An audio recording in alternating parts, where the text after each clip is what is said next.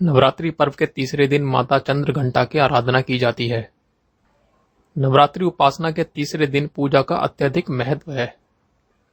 इस देवी की कृपा से साधक को अलौकिक वस्तुओं के दर्शन होते हैं, दिव्य सुगंधियों का अनुभव होता है और कई तरह की ध्वनियां सुनाई देने लगती हैं।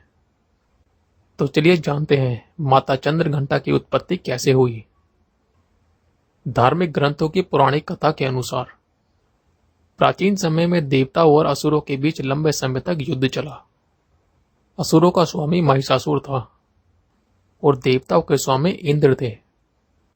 महिषासुर ने देवताओं पर विजय प्राप्त कर इंद्र का सिंहासन हासिल कर लिया और स्वर्ग लोक पर राज करने लगा।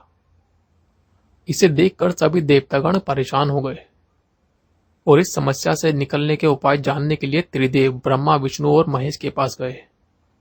देवताओं ने बताया कि महिषासुर ने इंद्र, चंद्र, सूर्य, वायु और अन्य देवताओं से सभी अधिकार छीन लिए हैं और उन्हें बंधक बनाकर स्वर्गलोक का राजा बन गया है।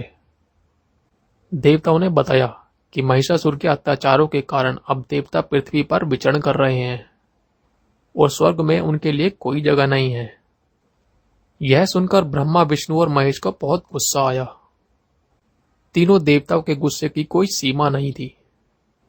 गुस्से की वजह से तीनों के मुख से ऊर्जा उत्पन्न हुई और देवगणों के शरीर से निकली ऊर्जा भी उस ऊर्जा में जाकर मिल गई और यह 10 दिशाओं में व्याप्त होने लगी। तभी वहां एक देवी का अवतरण हुआ। भगवान शंकर ने देवी को त्रिशूल और भगवान विष्णु ने चक्र प्रदान किया। इसी प्रकार अन्य देवी देवताओं ने भी माता के हाथों में अस्त्र शस्त्र सजा दिए। अब देवी महिषासुर से युद्ध करने के लिए पूरी तरह तैयार थी।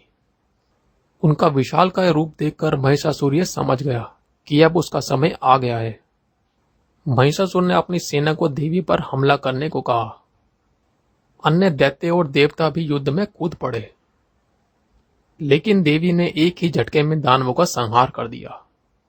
इस युद्ध में महिषासुर तो मारा ही गया, साथ में अन्य बड़े दानवों और राक्षसों का संहार भी किया गया। इस तरह मां ने सभी देवताओं को असुरों से मुक्ति दिलाई। शास्त्रों के अनुसार इनकी आराधना से वीरता, निर्भयता के साथ सौम्यता एवं विनम्रता का विकास होकर मुख, नेत्र तथा संपूर्ण काया में कांति गुण की वृद्धि होती है। स्वर में दिव्य अलौकिक माधुर्य का समावेश हो जाता है। मां चंद्रघंटा के भक्त और उपासक जहां भी जाते हैं, लोग उन्हें देखकर शांति और सुख का अनुभव करते हैं। ये देवी कल्याणकारी हैं। मां चंद्रघंटा व्यक्ति के मन पर स्वामित्व रखती हैं। अगर मां चंद्रघंटा के रूप की बात की जाए तो मां के इस रूप के मस्तक पर घंटे के आकार का आधा चंद्र है, इसलिए इस देवी को चंद्रघंटा कहा गया है। इनके शरीर का रंग सोने के समान बहुत चमकीला है। इनका ध्यान करते ही शरणागत की रक्षा के लिए इस घंटे की ध्वनि निनादित हो उठती है। अपने इस रूप में माता देवगण, संतों और भक्त जन के मन को संतोष प्रदान करती हैं। मां चंद्रघंटा अपने प्रिय वाहन सिंह पर बैठकर अपने 10 हाथों में खड्ग, तलवार, ढाल, गदा, पाश, त्रिशूल, चक्र, धनुष भरे हुए तरकश लिए मंद मंद मुस्कुरा रही हैं।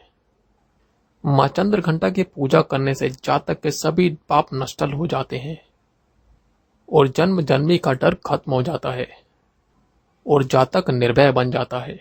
आपको ये जानकारी कैसी लगी हमें अवश्य बताएं। साथ ही इस आर्टिकल के बारे में आपकी क्या राय है ये भी हमें कमेंट बॉक्स में जरूर बताएं। अगर आपको यह वीडियो अच्छी लगी हो तो इसे शेयर करें और ऐसे ही और इंटरेस्टिंग वीडियो देखने के लिए चैनल को सब्सक्राइब करना ना भूलें।